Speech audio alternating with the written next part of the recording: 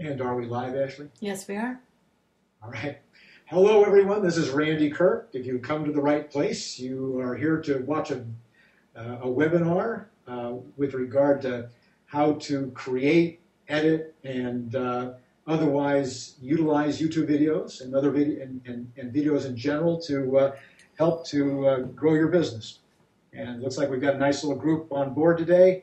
And as I mentioned, this is Randy Kirk, and helping me out today is Ashley Lovett, my associate. And if you have questions anywhere along the way, you can you can type those in, and Ashley will let me know from time to time if there's questions, and we can get those answered. You can also, I believe, raise your hand. I think that's another way you can show that you have a question, and that would be maybe if it's a more urgent question, and then we can try to get it in with the timing, with the appropriate timing.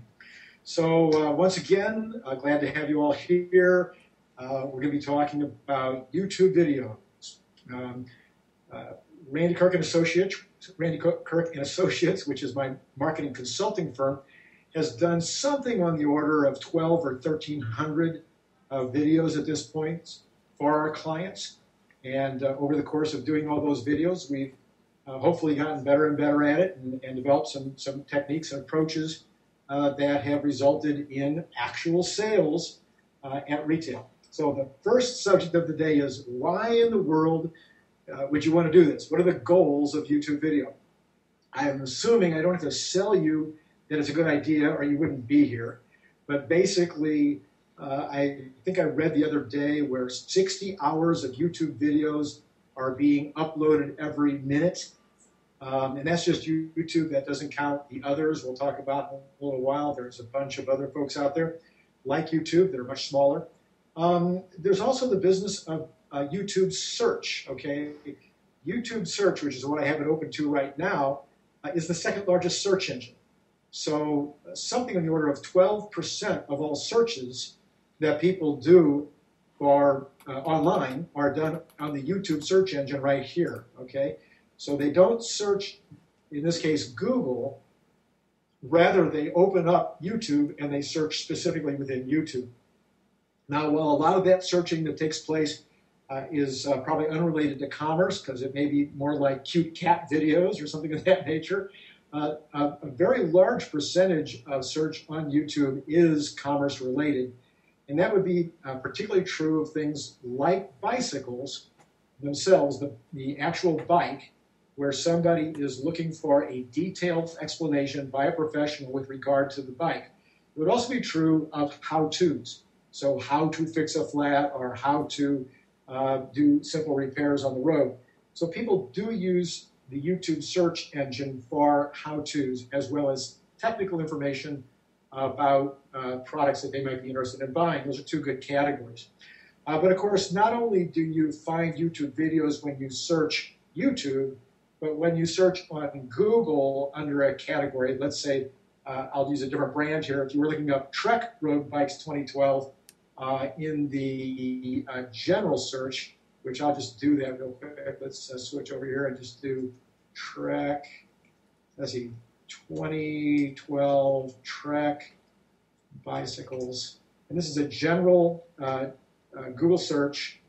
When you do that search, it's very likely, I'm just shooting for it. Here we have images on the first page. In this particular case, there are no videos. But on the second page, you can see there's a YouTube video that somebody put up. So YouTube videos show up in the general everything search. As you see over here, this is the everything search. But then you also have a specific video search. So if you look in the video search, and this is different than a YouTube search, this is Google's video search, then you're going to see, once again, a number of opportunities for people to find out about 2012 Treks. So these are some of the reasons why you want to be doing YouTube videos, and so you'll be found on Google search, the everything search, so you'll be found on Google search under videos, and so you'll be found under YouTube search. One of the things you'll notice on the YouTube search, just to give you an idea, is that this is a paid one here. So it says feature video. Somebody actually paid extra to have that there. And then if you look at the very next one, it's not paid for. Montrose Bike Shop is a client of mine. Go down two more, PV Bicycle is a client of mine.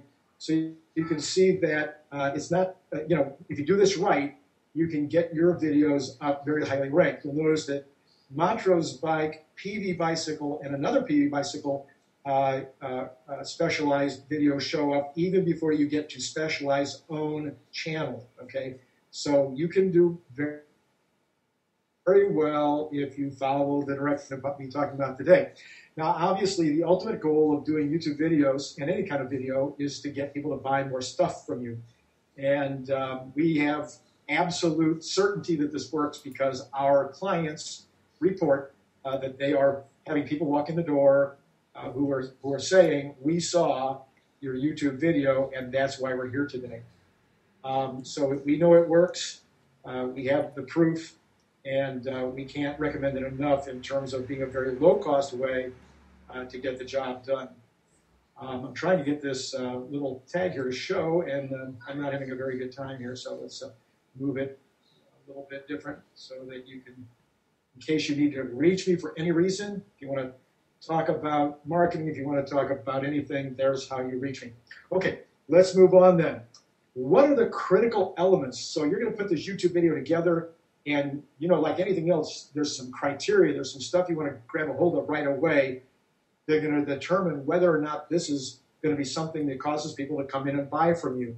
So the number one thing I tell everybody, this is top of the line, is that this is not supposed to be a commercial. It's not supposed to be glitzy or glamorous. It's not supposed to look like Madison Avenue created it, and trust me, it won't. But it needs to look authentic. So you and your top staffers who might be actually participating in creating these YouTube videos, you guys know these bikes backwards, forwards, and inside out. You know how to present them. You know the information that you need to talk about as well as anybody. So all you want to do is present it honestly. You want to appear authentic. You want it to come across as knowledgeable, but not rehearsed. And you want it to be good looking, the YouTube video, but you don't want it to look commercial. Consumers who are going to YouTube for information want to see authentic individuals providing them with information in a trustworthy manner. If you create trust, you're going to create people walking through the door. Think about it this way. You have print potential to talk to people, and with print, it's got high trust, but print is not as high trust as radio. Radio is higher trust because they hear the voice and they get a second piece of information. They can hear your voice to hear whether they think you're authentic or not. When you go to TV or video, now the person can hear your voice, they can see your face, they can decide whether you look like the uncle that they liked or the uncle that they didn't like. But in most cases, you're going to actually get a benefit from them seeing your face, and then that's going to create that additional trust. That additional trust calculates into people that actually then take action. People argue all the time, a lot of pundits, a lot of people that do this for a living argue about the length of YouTube videos. In my opinion, the length is inconsequential.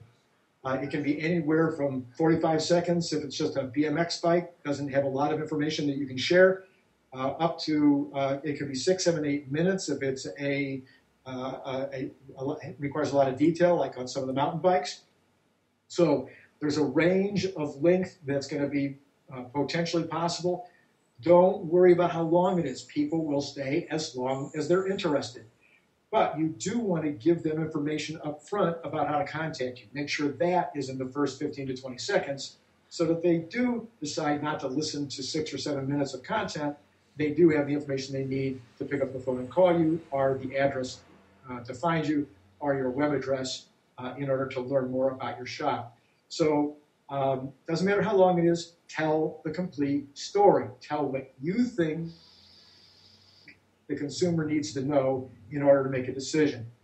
So then after the length question is some of the things that make YouTube videos great. One of those is action, okay? If you can move the bike around, if you've seen any of my webinars or are gone, if you're a member of the portal and you've seen my videos on how to sell, you'll know that I suggest that when you're selling that you show some action. Show how the brakes actually work. show how the shocks work, show them when they're turned on and when they're turned off, and how that affects the dynamics of bouncing the front wheel. Show as much action as you can. Show how the gear shift works. Do the thumb click or the sideways shifting of the brake levers in order to provide some action. Action really helps to sell. And then the other big thing is remember to always give the benefits first.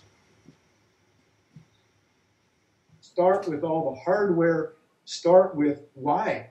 Start with whether it's going to make somebody go faster, whether it can make the bike more comfortable, whether it's going to make it able to grab onto dirt, loose dirt better. What is the feature that you're going to describe going to do for the person? Talk about the feature, then use start with the benefit, then use that benefit to drop back into the branding and or the details of that feature that make the benefit happen. So those are some basic stuff you really want to work on in terms of how you set up the video. Okay, what kind of equipment do you need? Well, you're going to need a camera. Let's go to the camera here. I use a Casio X-Slim ZS10. Mine is not black anyway, it doesn't really matter what color it is. There's some great cameras out there now. This one is $119.99 on Amazon.com. Can't recommend the Casios enough. They really work well. Again, I've shot probably 800 or 900 videos on my 3-year-old camera, and it's still working just great. Just shot 10 this morning. So definitely recommend the Casio. By the way, if you got the new iPhone 4S, works just fine. I haven't done a ton of testing with it yet, but it appears to work just fine. So you may not need to even buy a separate camera. If you have a camera, it can be a still camera or a video camera, and you want to use the one that you have, just test it. Take a couple of videos, pull them up, and see what they look like. See what the sound sounds like. See what the background looks like. See how the overall look is, and it may work out just fine for you. But for $120, you can't beat this little Casio. Highly recommend it. And then after the camera, I recommend you get a bag, a camera bag to hold your camera, as well as the equipment that goes with the camera to download it onto your computer, and along with an extra battery. So it'll come with a battery. Buy for $10, I think, an extra battery, so you have that battery backup. And then also buy a large memory chip. Some of the cameras don't come with any memory or very little memory. And again, memory is so cheap right now. Again, I think you'll spend $10 to $20 at the most to buy some memory. I think I have an 8 gig or a 4 gig that I use, which is tons. But you want to get some extra memory. So get you a camera, get you some extra memory, get you an extra battery backup, and then put all that stuff along with the download equipment into your bag so everything's in one place so that if you're going to lose it, you lose everything at once. No kidding. That's my story is my absent-mindedness. But maybe it's a story for you too. I'd still rather have all my stuff in that one little bag. Okay, so once you've got your camera, what else might you need? Well, it might pay you to have a tripod. For most bicycle type shooting, you're going to want to move the camera around a lot, so a tripod is not going to be useful at all. And so then it's just going to be developing a steady hand. Some people have steady hands, some people don't, but try to get yourself to the point where your hand is pretty steady. If you're going to shoot some product shots, some description that's not going to require as much moving around as a bike, you might want to get yourself a tripod. This little Gorilla Pod is a great one. It can be used everywhere and anywhere. It will hold these little cameras just fine, it's a great one. For about the same amount of money, maybe a little more, you can get yourself a full-on 6-foot tripod. Do not go in, unless you're really going to get serious, do not go into a camera store and pay $200 or $300 for a tripod. It's just totally unnecessary. And then the last tripod you might be interested in would be a monopod. And this is just, it's like a walking stick. Camera goes on the end of it. This allows you to maintain one frame of reference perfectly still, and then move around the second frame of reference. So you've got the up-down is now solid, and you can move it side to side, or you can pick it up and move it. You might find the monopod to be useful also, again, somewhere in the neighborhood of under $20 for a monopod. What else might you need? You might need lights, but again, this would be assuming you're going to get pretty serious. Generally speaking, in your shop, there's going to be adequate light, especially if you've got some pretty good windows going on. You're going to have plenty of light to handle the situation. Fluorescent lights sometimes are a problem. Sometimes they cast certain hues. And so you generally speaking, want to avoid fluorescent lighting as your only lighting. But we'll talk about how to check your lighting in just a few seconds. But if you want to buy lights, go ahead. Again, go on, I would just suggest Amazon or eBay. And you'll find all kinds of lighting systems available for under $200. Usually you want a 3-light system that by crossing over the 3 lights, you get rid of shadowing. So for under a couple $100, you can definitely get 3 lights. If lighting turns out to be an issue. Okay, that's about all the equipment you're ever going to need. I'm sorry, one little last piece of equipment. You're going to need a computer and a computer program to do editing. If you have a Macintosh, good for you. Macintosh, known as, in my opinion, a superior computer, but also it has an amazing editing program called iMovie that just does everything you could possibly want it to do.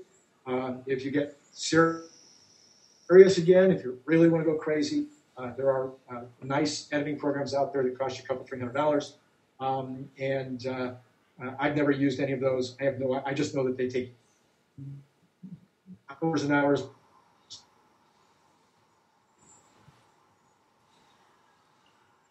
Use them are very inexpensive editing systems that you get that are not as good as iMovie, but certainly are adequate for what you're going to need to do.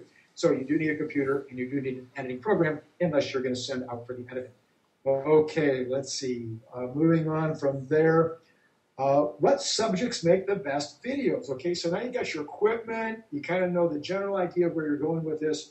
What are you going to shoot? What's going to be the subject matter that you're going to deal with here? Well, in the bicycle world, the number one highest return on investment for you is going to be shooting bicycles by year, make, and model. So, we had it set up here a minute ago, a 2012 Specialized. All I put in was Specialized road bikes. But if you go to something more detailed, if you want to put in Roubaix, then you're going to get a result that's going to only show Roubaix. In this case, the Specialized one comes up first, followed by my client. So you can definitely, when people search, this is the way they're going to search. So put in what you're looking for is current model year, brand, and then model. They're going to do the best. Of the bikes, what's going to do the best? Well, the number one result is usually going to be coming from the highest dollar value bikes. So even if you're not a pro shop, you might want to put some $3, $4, $5, $6, $7, $10,000 bikes up just to create interest. Usually you can get those bikes even if you don't normally have them in stock. But certainly if you're a pro shop, do those top-of-the-line bikes. They're going to do very well. Again, the lower value of the bike, generally the less hits you're going to get. But some of the really popular bikes, some of the lead-in bikes from the major suppliers, Trek and Specialized and Giant and Raleigh and whatnot, some of the leading bikes from each of those categories is going to do very well. So year, make, model of bike is always going to be your top return. Number two, that's going to work pretty well for you is very high-tech equipment. The seat posts, these adjustable seat posts, the automatically adjustable ones, they do very well. By brand, again, you want to do it by brand. Computers, like the Garmin computer, something like that's going to do very well. We've done some shop-type videos, like showing the quality of work that the shop is doing. Something like on wheel building or on carbon fiber repair have done okay. Actually, the carbon fiber repair one did really well. But it's really touch and go. Some of those are going to do great. Some of those are going to do okay. It's fun to experiment. I certainly would recommend those as being good. When you get down to the products like gloves and shoes and things like that, so far I haven't seen great results. And maybe there's a way to get great results. But they certainly can't hurt, again, to shoot some of those. Another one that really does well is technical rides, technical mountain bike rides. I have something that I haven't done yet. None of my shops have been out there doing it yet. I can't recommend this enough. Put on some kind of a helmet cam or a handlebar mounted cam or a rear mounted cam or frame mounted cam. Put some kind of cam on your bike and go out on the mountain bike trails or the cross-country trails and do some technical stuff, but comment along the way. Do your commentary while you're doing it. Now, you can add the commentary later using these editing programs. You can do it in overdub, but I think doing the commentary while you're actually on the bike, actually going down the path and saying, okay, I really was able to slam that corner because this bicycle has, a great suspension and 29-inch wheels. And, if you can do that kind of commentary, that's going to just make those videos just scream. People are just going to recommend them. People are going to go see them. I'm just telling you that is going to be a great way to go. I'm sure you've seen that a lot of the technical videos that are out there that are more just for fun, not for commerce, a lot of those technical videos get thousands and thousands of hits. Another two categories that get big hits, BMX, even though BMX bikes don't sell that well right now, BMX bikes get lots of hits. So the kids are watching them even though they're not going to buy the bike. And fixed gear, if you're in a fixed gear market, fixie bike videos do very well. So that's a few of the categories that do extremely well. Let me take a breath here. Ashley, do we have anybody looking for any questions out there? Not yet. None. Not yet. Okay. No. So again, folks, if you've got questions, write them down or raise your hand, and we'll be happy to answer the questions. Let me take 2 seconds to put in a pitch for my book. If you haven't bought it yet, Principles of Bicycle Retailing for the Internet Age is selling very well. It's now available through J&B. If you're a customer of J&B, you can buy it there. I think it's at $39.95 if I'm not mistaken, which is cheaper than I'm selling it on BikeShopOwners.com. So you can buy it cheap there. And also the National Bicycle Dealers Association, NBDA, has it in their system as well. You can go on their website and find it there, I believe, also for $39.95. So you definitely want the book. 300 pages, 100 pages just on internet marketing.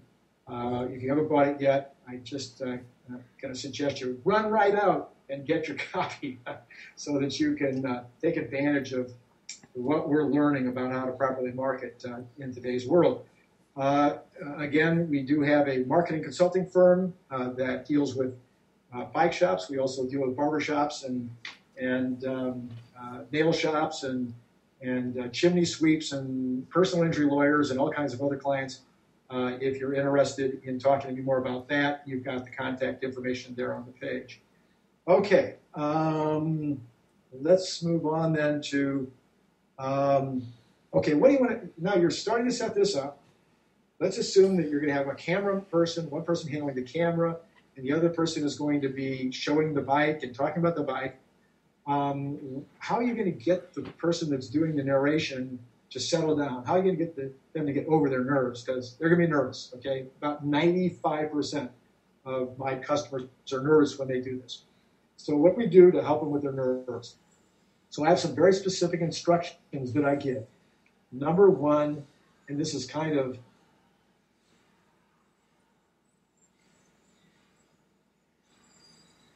a throwaway line, but just be honest, do it like you're telling your mom about how great this bike is, okay? Relax. You're going to be fine. But the main reason that you can relax is because you're not dealing with an expensive commodity here. Video doesn't use tape. The only expense here is the time of your time and the person shooting the video's time. So you can shoot it over and over again. You can stop and start. and then let the editors take care of the rest. These editing systems today are great. There's transitions in them. You can stop and start on a dime. So don't worry that you're going to screw up or use the wrong word, or say it's a 12 speed when it's really a 18 speed. No hassle, no problem. Just reshoot. And whoever's handling the camera, a lot of times you don't even turn the camera off. A lot of times it's easier to just keep shooting and do the editing later. Or you can turn the camera on and off if you need to have a long break. So the main thing is that video production is cheap. You can do it over and over again. You can edit it. So don't worry about it. A lot of people worry about how many ums they have. Well, a lot of those can be cut out too. Now, if you got somebody that says you'll drive the editor nuts. So it might not hurt to briefly mention, hey, you're doing a lot of ums. You might want to be careful of that.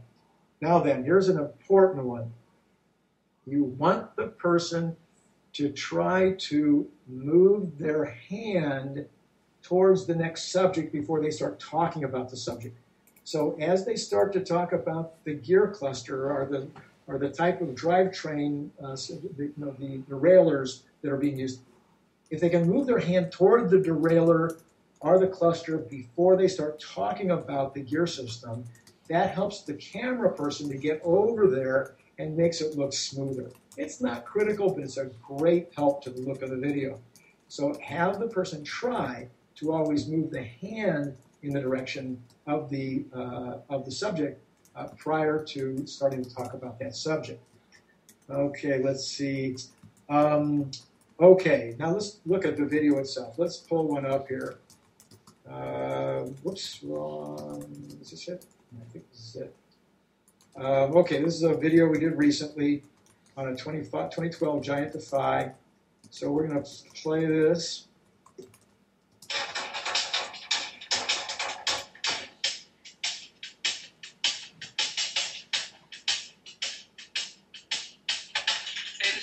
Now you see all that fancy intro stuff that we did there?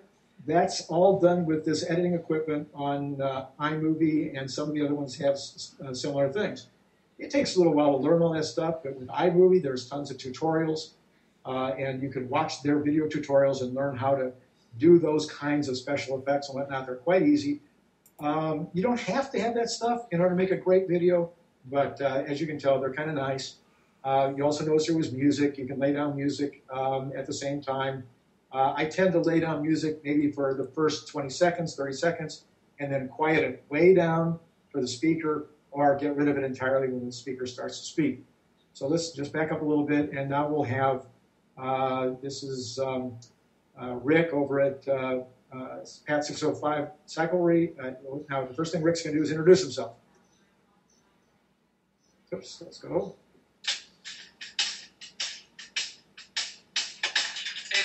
Over at Pat 605 Cyclery in Norwalk, California. Here today to talk about the Giant Composite 3 2012 model. It's a beautiful carbon bike made by... Okay, so Rick has introduced himself and he's introduced the subject. Now, one of the things you can do is, when you're going to shoot a video, just like any other part of advertising, is you can go look at what other people have done in order to decide what you want to copy, what you like and what you don't like, and what's going to be an advantage to you in terms of making your videos. So, you can see here that Pat 605, there's 36 videos that we've done for them. And so there's a ton of videos you can go and look at on their channel. You'll also notice here, see how it says click here to subscribe to our YouTube channel. That's something you can do after you've put it up on YouTube. There are some memos that you can put up. You can add stuff on top so that you can have the consumer click directly through in order to become a subscriber to your YouTube channel. Okay, let's see what happens next. A Giant. Oops. Not only are we going to have the composite frame on this particular bike, we've also got the composite fork with an aluminum steer tube on this particular bike, coming with an aerodynamic seat post on this particular. It's all carbon on that also, so very nicely equipped bike. It's going to come with the TIAC or 10-speed unit. Okay, so now you can see this is all handheld. Not a lot of jerking around. Again, these cameras have some stabilizers in them, and you can also use stabilization within the editing program. So if you do find this a little herky-jerky, you can use the stabilizer program within the editing program. But again, you'll notice sometimes I'm coming close in to take a look up close. Sometimes I'm standing back. One of the things that the person shooting the video needs to be, you need to be willing to move. You need to be willing to go where the action is. So don't just stand back and let the person go.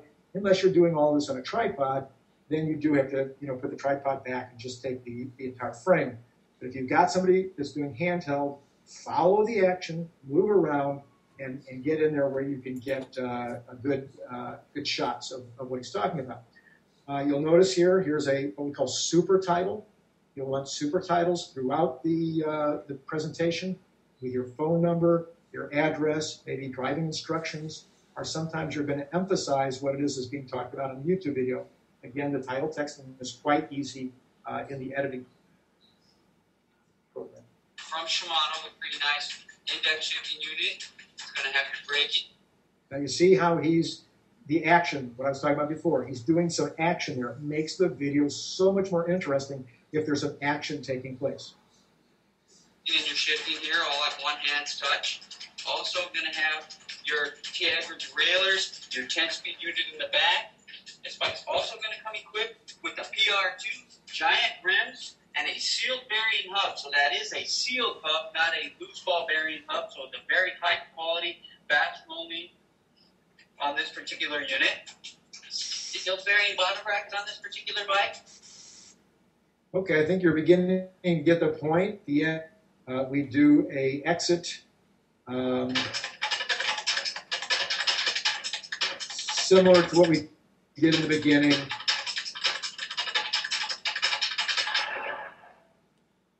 Okay, so when you do this, you can end up with something that has a nice intro, has a nice exit, and then the cool thing is once you've done an intro and an exit like that, you can reuse that intro and that exit for future videos. You don't have to redo them and redo them.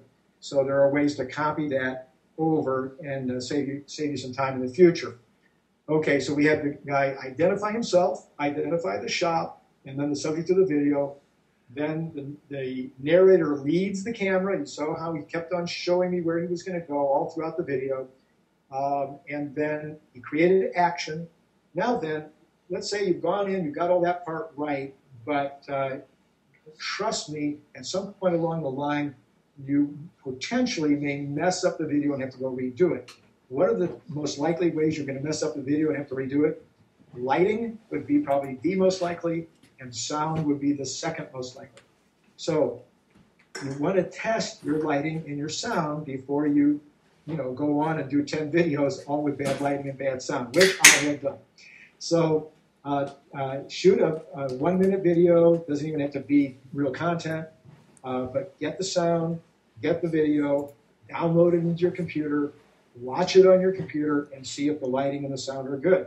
Once you know you've got the lighting and sound good on that little shot, then you're good to go. You can go back and you know that if you keep shooting in that same location, in that same way, you're going to be fine. If the lighting isn't good, the main things you always want to remember with any video is you want to have the lighting you want to have the strongest lighting at your back. You don't want to have a lighting that's necessarily so bright that it's causing a lot of hot spots on the person's face or on their bald head. And that happens a lot for me.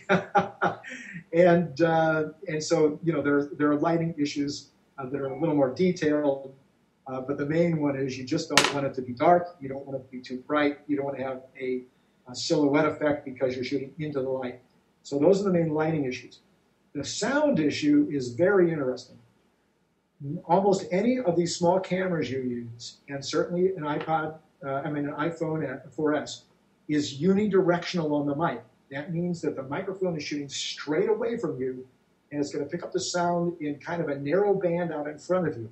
It's not going to pick up sound from behind you, unless it's your own voice. You can do the God thing. You can be the interviewer. I don't recommend that. I don't like it. But you can be the interviewer. It will pick up your voice. But most of the sound that's on the sides or behind you is not going to come in real strong.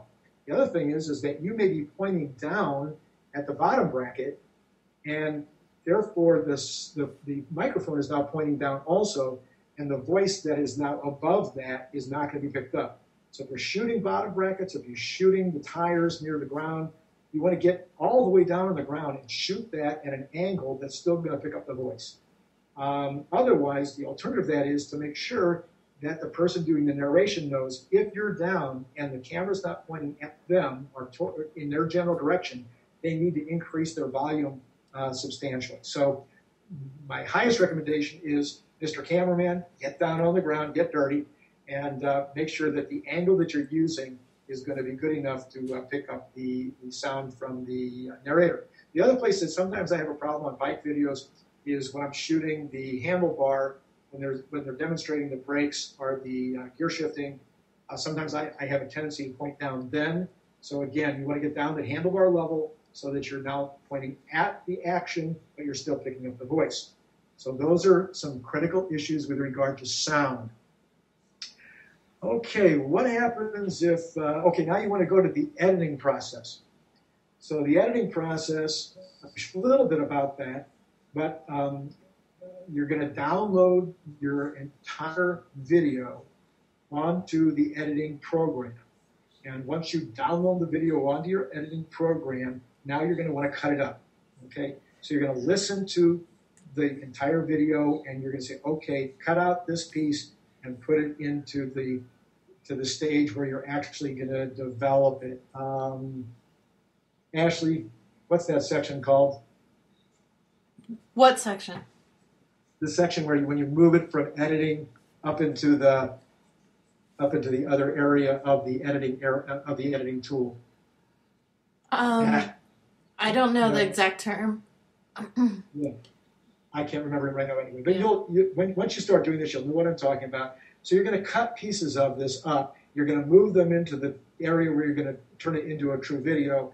And then later on, if you want to, you can create transitions between these little snippets.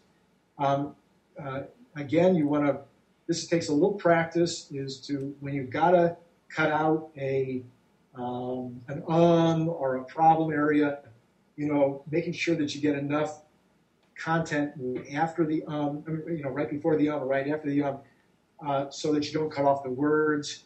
And then sometimes you'll put in transitions. You need a little extra if you're going to put in a transition. See, there was a nice for you right there. So we're going to make sure there's going to be some practice involved here to make the video look good. Sometimes when you do a lot of editing, you're going to get a jumping around aspect. So it's going to jump from thing to thing, which is why transitions are helpful. Sometimes you're better off to leave in a few ums rather than have that herky-jerky look. So that's just a question of you deciding what you like and what you don't like.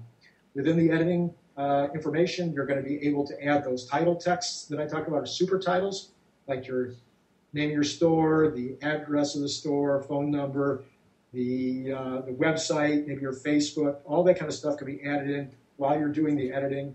You can add the music at that point. You can add special effects. One of the things I really like to do, I didn't grab a video to show you this, but especially on bike videos, sometimes you can go grab a picture of the whole bike or grab a picture of a portion of the bike from Google Images or from the website that from the manufacturer's website. You can grab a picture, just grab a screenshot of that element, and then you can pull that up and make a break in the action of seeing the narrator all the time. So you may still hear his voice over, but now you've got a shot of that specific part of the bike showing at that moment. Or you can use a product called Voila, Voila. Yeah, that's right. Yeah, voila.com.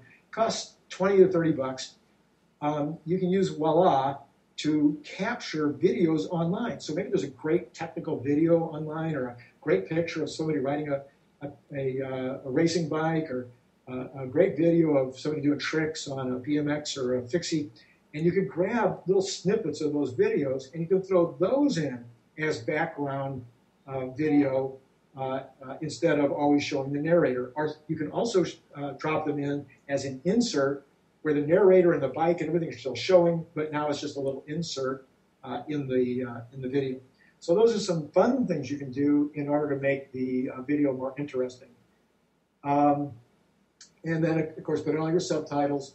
And then when you're all done, now you're going to be at one of the most important parts of all of this. I'm going to go into my YouTube channel real quick, I hope.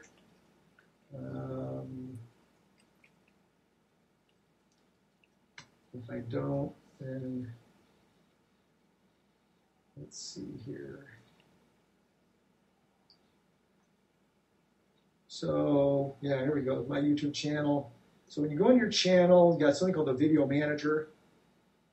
And when you're in the Video Manager, well, there's a good, how to make a cute, here we go. Sales money for bicycle dealers, there we go. So I'm going to go into Edit. And when I'm in Edit, there's a number of things I want to do in there.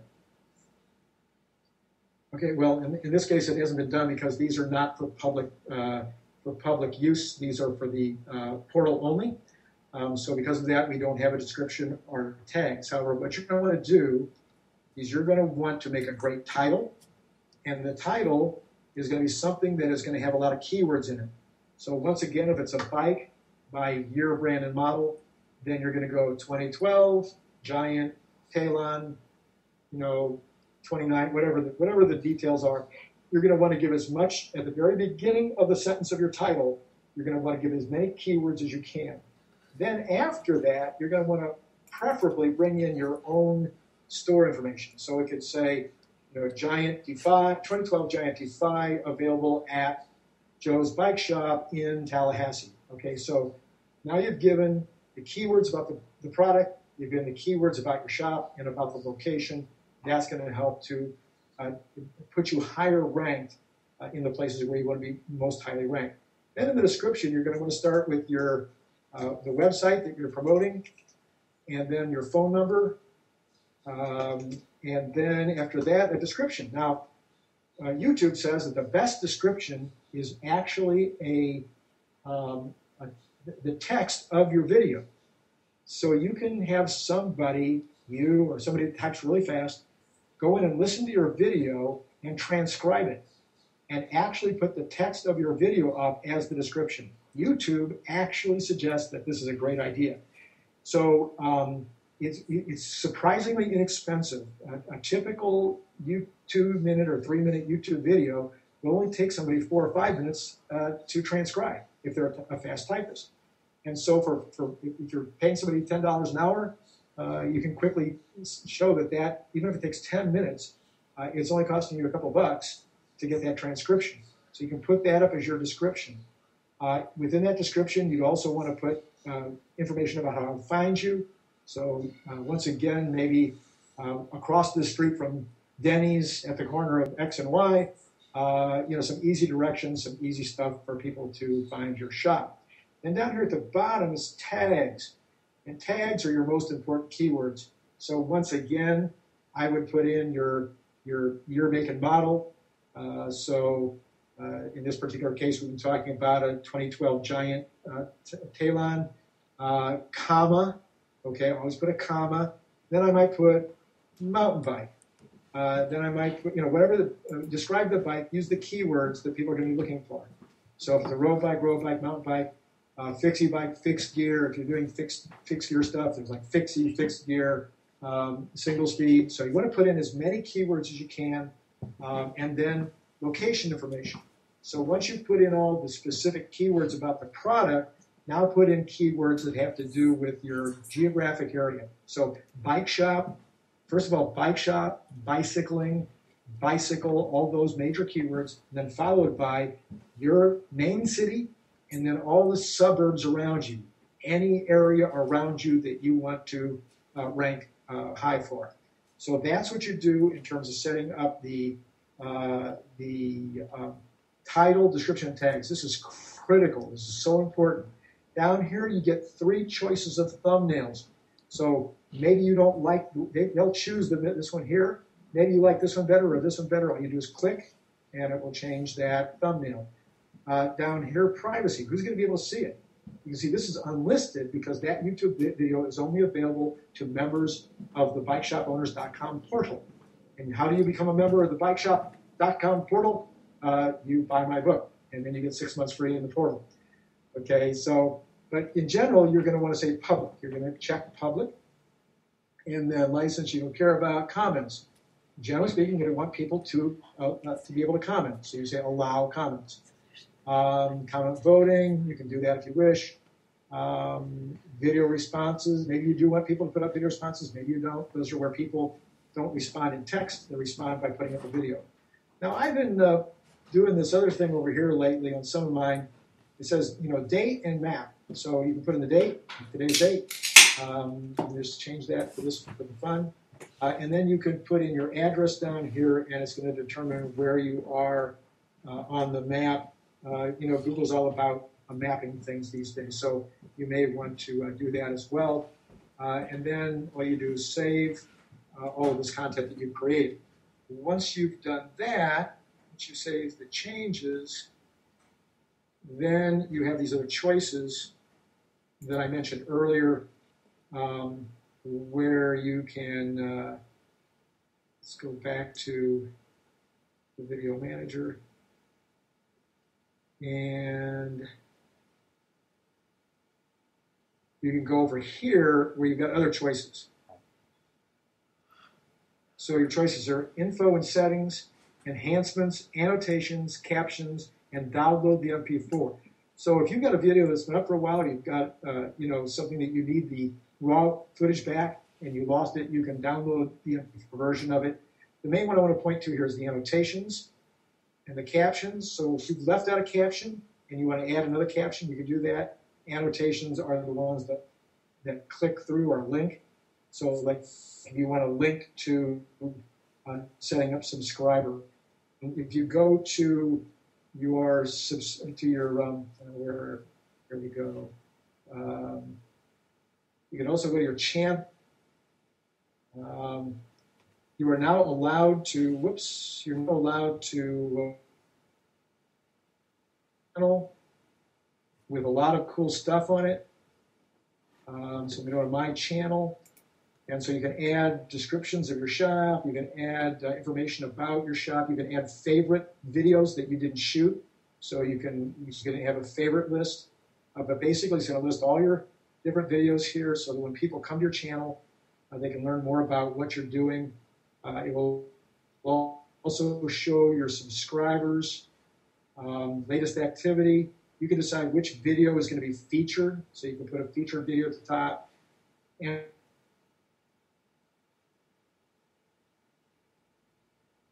of course, one of the things you want is subscribers. They're going to get an email notification that there's another video up for them to watch. Okay, so there's some things you want to do in the after editing part. Now, what if you want to hire somebody to shoot this yourself? You're perfectly happy to be the narrator, but you can't find anybody to hold the camera. There's almost always going to be somebody in your area that is a videographer.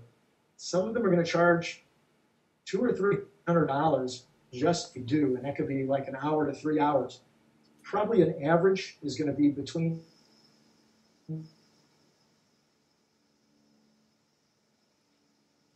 as you get your money's worth. So if that videographer is going to come out, tell them they're going to be there for 2 hours. Maybe I did 10 today, and some of them were long and so a little less than 2 hours.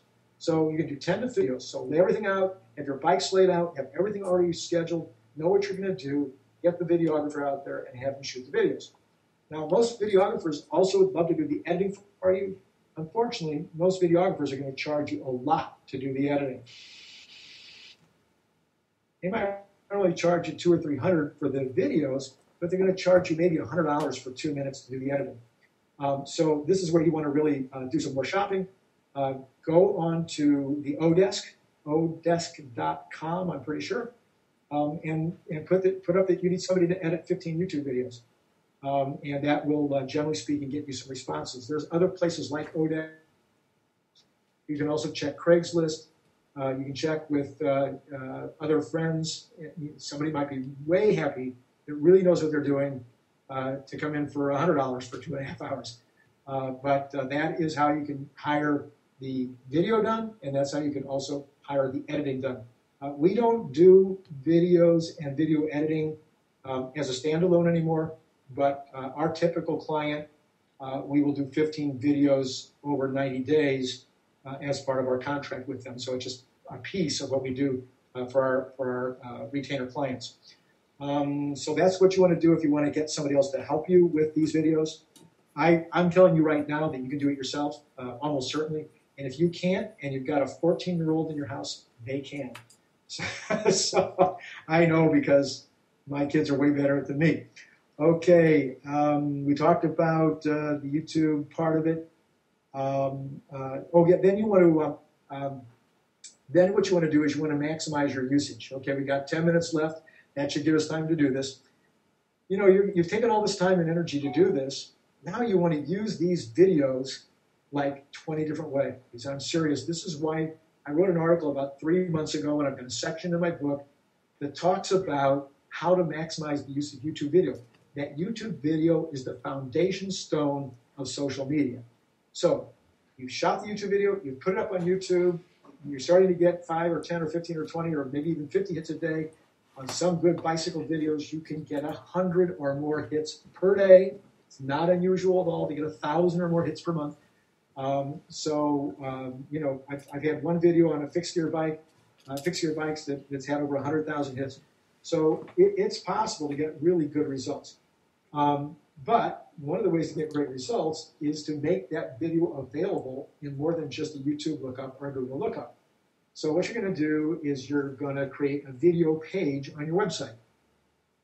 If you have a web designer, your web designer should be able to create a video page for you for about $100, $150 at the most, and put up all of your 10 or 15 videos that you're going to shoot. It really shouldn't cost more than $150 to do that. Now you're also going to want to do, if you don't have a blog, start a blog. Go to Blogger, it's free. Get yourself a blog going, and now you're going to embed the videos, and you're going to do a little like one paragraph ahead of the video about what's going to be on the video. So, and you're going to, of course, title it and everything else, so that's one more place it's going to be found. And now you're going to embed that video, very easy to do, on your blog post. Now then, you've already had somebody transcribe that video. So 3 weeks from now, you're going to use the transcription from the video as another blog post. Okay? Now, when you're a client of ours, we hook you up so that whenever you do a blog, it's going to also end up being on your title, your headline is going to be on Facebook, Twitter, Google+, and LinkedIn. It's just an automatic process that we use called Magic, and that takes your video, your title of your blog, to all those other places with no extra effort on your part. If you don't have Magic, well, you can go on your Facebook page and say, hey, we just put this video up. Go on your Twitter and say, we put this video up, and talk about it 2 or 3 times on Twitter over the next month. So now that becomes a lot of content for Twitter, a lot of content for Facebook, a lot of content for LinkedIn, and if you're starting to use Google+, content for Google+ as well. How else can you use it? You can also put it up on other video aggregators. So one of those aggregators, I'm going to forget the name of the aggregator. Never going to come up with it. Anyway, if you don't, put in video aggregator as a search, and you'll probably get Video Mojo. I'll think of it in a second. Anyway, so you're going to put the videos up on other things like YouTube. So you've probably seen Daily Motion. You've probably seen, there's a bunch of them up there, Vimeo. When with our clients, we put them up on 10 of these different video places like YouTube and Vimeo and Daily Motion. But there are automated systems that will do this for you, and inexpensively, maybe $30 or $40 or $50 a month. So now your video is being seen on Daily Motion, and not your one video, your 10 or 15 videos are all being seen on YouTube. They're being seen on Google Search. They're being seen on Vimeo. They're being seen on Dailymotion. They're being seen on your blog. The transcription's being seen on your blog. It's being seen on Facebook, Twitter, LinkedIn, Google Plus, and all of that for an hour and a half of your time and a few dollars of setting it up. And then it takes a while. It takes about an hour to 2 hours to edit each video. That's where the big time sink is. Again, if you've got a teenager around, a teenager in the neighborhood, you need to find somebody that will do it for $15 a video to do the editing, maybe $20 a video, and that's a way to keep the cost down in terms of your time. So here I am. I've been talking. Ashley, I forgot to ask you if anybody had questions. Nope, nobody has questions. Nobody has. Well, you're running out of time, folks. If I left anything out or I didn't say something I needed to say, or if you've got a question, now's your chance.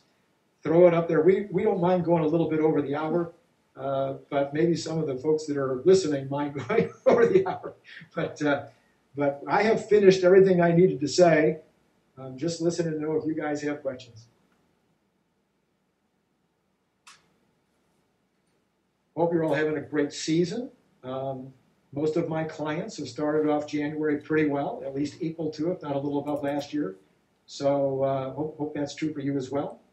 Again, if you want to buy the book, bikeshopowners.com. If you need to contact me for questions or ideas or thoughts, or if you would like to hire us as your consultant, there's the information of how to contact us right down there. And still no questions out there? Looks like we have one. Okay. Oh, it's what someone asked earlier about whether this is going to be archived later for viewing. Yeah, we've been using the Voila, the thing I talked about earlier, Voila screen capture. You could do the same thing actually. If you have Voila, the next time I do a webinar, you could actually capture the entire video yourself, or the entire webinar yourself. So we've captured that. We will be posting it, and we will send emails out to everybody that signed up for the webinar, letting you know the link to where you can go and watch the webinar. If at any time there's an old webinar that you came to that you needed to watch again, or one that you missed, again, just get my information right there, and don't hesitate to email me or call me. We'll make sure that you have access to the content. Any other questions? Nope, that's it. That's it. Now look at that. We're 2 minutes early. That's got to be the first time ever. Well, thank you all. We had a great crowd today attending. Let everybody else know. If you got friends that haven't bought the book yet, would you please tell them about the book? If you have friends that aren't coming to these webinars, would you tell them about the webinars? Hopefully you felt that this was valuable information. I think there's a way for you to even give me some feedback afterwards. I think you're going to get an email maybe from the GoToWebinar people asking what you thought.